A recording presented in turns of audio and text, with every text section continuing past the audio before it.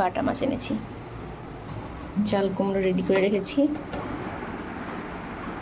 আজকের ওয়েদারটা শুধু দেখো, কত সুন্দর দেখা যাচ্ছে, কিন্তু বাইরে গেলে আর থাকা যাবে না, আবার বৃষ্টি হচ্ছে। গুড মর্নিং, চলে এলাম আরও একটি নতুন ব্লগ নিয়ে। আশা করি তোমরা সবাই খুব ভালো আছো। তো আমিও ভালো আছি। আজকে হচ্ছে মঙ্গলবার, ভোর বাজে 5টা। তো ঘুম থেকে উঠে লেগে পড়েছি কাজে। আজকে আর তোমাদের সঙ্গে ঘরের কাজকর্মগুলো শেয়ার করছি না, আজকে একদম বাইরের কাজকর্মগুলো শেয়ার করছি। তো দেখতেই পারছো বাড়িতে কিন্তু আবার ছোট ছোট ঘাস হয়েছে। সত্যি বর্ষার দিন যত পর্যন্ত না যাবে তত পর্যন্ত যেন শান্তিই নেই। মানে এই তো 2 দিন আগে পরিষ্কার করেছিলাম, আবার দেখো কত ঘাস হয়েছে। তো এই দিকটা তো কম, আর সামনে যে উঠানটা আছে সেখানে তো প্রচণ্ড পরিমাণে। সকালের দিকটা এই দিকগুলো পরিষ্কার করলেও ওই উঠানের দিকটা পরিষ্কার করার সময়ই হয়ে ওঠে না। যখন সময়টা পাই তখন প্রচণ্ড পরিমাণে রৌদ্র থাকে, এর জন্য করাই হয় না। তো এই যে কোনার দিক দিয়ে যেগুলো আছে সেগুলো আর কি আজকে পরিষ্কার করে নিচ্ছি। তো এই পাশটা পরিষ্কার করা হয়ে গেছে, তারপর একটু ঝেড়ে নিলাম। আর এখন দেখো আমাদের হচ্ছে ওই ঘরের পেছনটায়ও না প্রচণ্ড পরিমাণে জঙ্গল হয়ে গেছিলো, ঘাস হয়েছিল। তো সেগুলোও কিন্তু আমি উঠিয়ে নিয়েছি। তো দেখো ওঠানোর পরে এখন পেছন দিকটা কত পরিষ্কার লাগছে। আর এই দেখো আমাদের সুপারি গাছগুলো কিন্তু অনেকটা বড় হয়ে গেছে।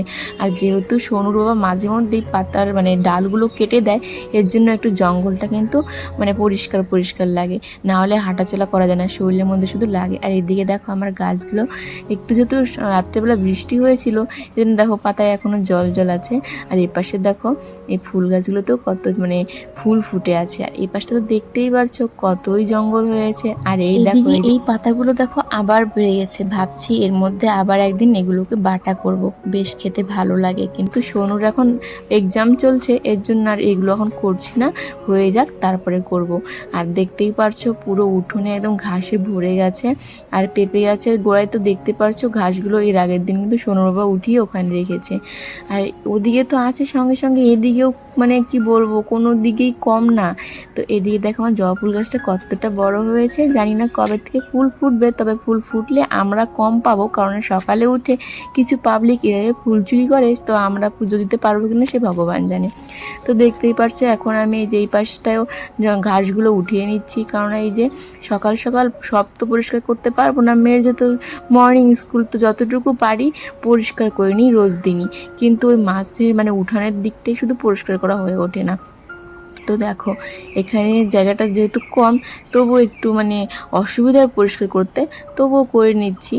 আগে তো সোনুর উপর যখন আর কি ডিউটিতে যেত ওই 1টার দিকে, তখন কিন্তু ও এগুলো মাঝে মধ্যেই পরিষ্কার করতো। এখন তো আর হয়ে ওঠে না ওরও সময়, এর জন্য আমাকেই মাঝে মধ্যে করতে হয়। আর সেদিন যেহেতু বাড়িতে ছিল, এর জন্য কিন্তু অনেকটা পরিষ্কার করেছিল। কিন্তু ওই যে বৃষ্টির দিন, একদিন না যেতে যেতে আবার বেরিয়ে পড়ে ঘাসগুলো। সত্যি যেমন ঘাসের অত্যাচার, তেমন এই বালি, এক ফোঁটা ঘর থেকে বেরোনো যায় না। যদি এক ফোঁটা বের হই ব্যাস পায়ের মধ্যে এক গাদা বালি ঘরে যায়। মানে এই হয়েছে 2 জ্বালা আমার। তো তখনও কিন্তু সোনু আর সোনুর বাবা ঘুমিয়েছিল। আমি কিন্তু 5টা থেকে প্রায় ওই 6:30টার মতো লেগেছিল এই সমস্ত বাইরের কাজকর্ম করে, ঝাড়াঝাড়ি করে, স্নান টান করে ঘরে যেতে যেতে। আর দেখতেই পারছো কত জঙ্গল হয়েছিল। আর এইটুকুনো তো ঠিক আছে, কিন্তু বাইরেটা দেখো এই যে গেটের সামনে। তো দেখো এখন স্নান টান করে ঘরে এসে বাপ বেটি দুজনকেই উঠিয়েছি, কারণ আর সোনু কদিন থেকে খুব লেট হচ্ছে স্কুল যেতে। আর ওকে দেখো এখানে একটা গান চালু করে দিয়েছিলাম, ওটাই দেখছিল। আর তারপরে কি রান্না বান্না খাওয়া দাওয়া করে সোনুকে নিয়ে যাই স্কুলে ওকে বসিয়ে তারপরে এসেছি মাছ কিনতে। বাপরে মাছের দোকানে কি ভিড়! দেখো প্রায় 9:30 বাজতে চলছে, এইমাত্র বাড়িতে এলাম, এসে মাছ টাছ ধোয়াধুয়ি করলাম, অনেকটা দেরি হয়েছে মাছ নিতে। বাপরে যে ভিড়! তো আজকে এনেছি বাটা মাছ, রান্না করবো হচ্ছে চাল কুমড়ো দিয়ে। মানুষের লাউ দিয়ে করে, আজকে আমি চাল কুমড়ো দিয়ে করছি, দেখা যাক কেমন হয়। এর আগেও একদিন রান্না করেছিলাম, আর সোনু কিন্তু বাটা মাছ সেদিন খেয়েছিল, পুরো গোটা গোটা মাছ। শেখাতে হবে, তাই না? সবসময় বড়ো মাছ খেতে ভালো লাগে না, এই ছোটো ছোটো মাছগুলো খেতে বেশি ভালো লাগে। তো চলো এখন তাড়াতাড়ি করে রান্নাটা শেষ করি, তারপরে একটু শান্তি। যে বাটা মাছ এনেছি, চাল কুমড়ো রেডি করে রেখেছি, চাল কুমড়ো দিয়ে এখন সবজিটা বানাবো। আর বাইরে রোদ্রুটা শুধু দেখো, বাপ রে বাপ রোদ্রু। টিফিন বানিয়েছিলাম, এই যে ডিম টোস্ট আছে, খেয়ে নেবো এখন, খিদে পেয়ে গেছে। ভাত খেয়ে কিন্তু গেছি, তাও খিদে পেয়ে গেছে, এতক্ষণ দাঁড়িয়েছিলাম মাছের জন্য। তো দেখো এখন বাজে হচ্ছে 10টা ওই 10-এর মতো, রান্না কমপ্লিট। আমার অবস্থা দেখো ঘেমে। আর এই রান্নাটা যদি সকাল সকাল হয়ে যেত, যদি স্কুলে না দিতে হতো, তাহলে আমার কিন্তু অতক্ষণে রান্না হয়ে যেত আর এতটা ঘামতে হতো না। কারণ এখন এত পরিমাণে রোদ্র উঠেছে, এত গরম, আর পারা যাচ্ছে না। এখন এই ঘর থেকে বেরোলে বাঁচি আমি। তো সমস্ত জিনিস ধোয়াধুয়ি হয়ে গেছে রান্নার, এখন শুধু ঘরটা মুছবো, তাই শান্তি। প্রচণ্ড গরম। তোমাদের এই কী অবস্থা অবশ্যই কিন্তু কমেন্ট করবে, ঠিক আছে? কি বলবো আমাদের এখানকার যে ওয়েদার, মানে বোঝা মুশকিল। সকাল থেকে তো প্রচণ্ড পরিমাণে রৌদ্র গরম ছিল। তো রান্না বান্না শেষ করে আমি একটু শুয়ে আছি, ঠিক আছে? প্রচণ্ড গরম, তো শুয়ে একটু ফোনে ভিডিওগুলো এডিট করবো ভাবছিলাম। হঠাৎ করে এমন বৃষ্টি নামলো, বাপরে বাপ, দৌড়ে গিয়ে জামাকাপড় উঠিয়ে নিয়ে এলাম। হ্যাঁ, 10 মিনিটও হয়নি, এখন বাইরে আবার রৌদ্র। মানে আকাশও বুঝতে পারছে না যে কী করবে, রৌদ্র দেবে না বৃষ্টি দেবে। পুরো একদম কনফিউজড হয়ে গেছে মানুষের মতো। এত মানে এমনভাবে বৃষ্টি নামছিল, ভাবলাম যে হয়তো আজকে একদম বন্যা হয়ে যাবে। ও মা, নামগন্ধই নেই। 10 মিনিটও, মানে কি বলবো, 10 মিনিট তো ভুল, 5 মিনিটও মনে হয় বৃষ্টিটা হয়নি, এমনভাবে নেমেছিল। এখন আবার সেই গরম পুরো। তো এরকম আকাশ, মানে কি বলবো, মানুষের মতো টাইমে টাইমে রং পাল্টায়। এখন আকাশের অবস্থা এরকম আছে। আর একটু আগে যা অন্ধকার হয়ে গেছিলো, পুরো বৃষ্টি, কোনো ডাকাডাকি নেই, একদম ডাইরেক্ট বৃষ্টি হয়েছিল। এখন আবার দেখো কি পরিমাণে রৌদ্র। দেখো যে সুপারি পাতা, দেখো এখনো জল জমে আছে, দেখতে পাচ্ছ? ওই যে জল, ওই যে জল কিন্তু। হ্যাঁ, আর দিকে দেখো আকাশটা।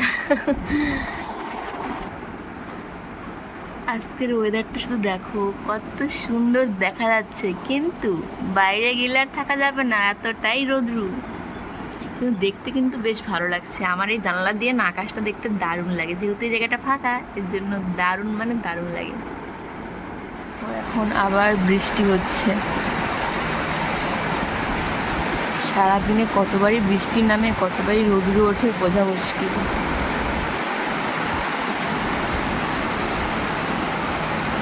তো দেখো, ভেবেছিলাম ঘুমিয়ে পড়বো, কিন্তু যেই বৃষ্টিটা হলো, তখনকার ভাবলাম যে না, এখন একটু ঠান্ডা ঠান্ডা ওয়েদার আছে, উঠানের যে ঘাসগুলো আছে ওগুলো পরিষ্কার করে নিই। আর ঘুমোলে এটা আর হবে না। অন্যদিন তো রৌদ্রের জন্য করতে পারি না, আজকে ঠান্ডা আছে, এই জন্য ঘুমটাকে বাদ দিয়ে আগে উঠোনটা পরিষ্কার করে নিচ্ছি। এত যে বালি আর এতই যে ঘাস, মানে দুটোই সমান। বালির মধ্যে নাকি ঘাস হয় না, কিন্তু আমাদের বাড়িতে তো বালিতেই ঘাস হয় প্রচণ্ড পরিমাণের। তো দেখো, যে আজকে পরিষ্কার করছি, এরপরে আবার দেখবে কয়েকদিনের মধ্যেই কত হয়ে যাবে। তো দেখো, হাত দিয়ে টেনে টেনে উঠলে না হাত ব্যথা হয়ে যায়, এর জন্য এই যে এই জিনিসটা দিয়ে আর কি উঠাচ্ছি। তো যাই হোক, দেখো কত পরিমাণে ঘাস যে হয়েছিল। তো এই দিকটা করব, যেহেতু স্নান করেছি আর স্নান করবো না, তো ওই দিকটা, ওই ভিতরের দিকটা আর করবো না। তো ওদিকে সোনু ঘুমোচ্ছিল আর আমি উঠে এই কাজগুলোই করছিলাম। তো বাদ বাকি যেগুলো মানে করতে পারবো না আজকে, ওগুলো পরের দিন সকালবেলা ঘুম থেকে উঠে করে নেব। তাহলে হচ্ছে বাড়িটা একটু পরিষ্কার লাগবে। বাপরে জঙ্গল হয়েছিল না, দেখো এখন কত ভালো লাগছে দেখতে।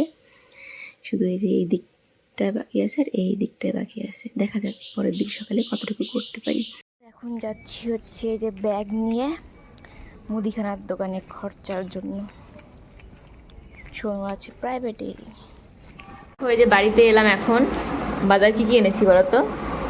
বাজার এনেছি হচ্ছে, আরও কিছু আনবো সবজি বাজার, আর ভুলেই গেছি আসার সময়, বাড়িতে এসে মনে পড়লো। একটা স্কচ ব্রাইট, একটা কাপড় কাচা সাবান, টাকলা মাথা আনলাম, হচ্ছে ডাল, এটা লাইফবয় সার্ফ, আর এদিকে আনলাম হচ্ছে এই যে কমফোর্ট। এটা বোন ইউজ করে, তো ওর কাছে শুনলাম, তখন থেকে হলো না আমিও একটা নেই, দারুণ সেন্ট হয় জামা কাপড় দিয়ে, যেন নিলাম আর কি। তো দেখা যাক, কালকে ব্যবহার করব প্রথম। কেমন যে হয় দেখতে হবে তারপরে। তো সবজি বাজার আমার সেরকম নাই, সবজি বাজার সেরকম নাই। সবজি বাজার করবো ভুলেই গেছি, বাড়িতে এসে মনে পড়লো। এরকম রাগটা ওঠে ভালো। সবজি বাজার করবো দেখি এত একটা ব্যাগ নিয়ে গেছি, সেটাই ভুলে গেছি। সত্যি মাঝে মধ্যে না রাগ উঠে যায় নিজের উপরে, শুধু ভুলেই যাই।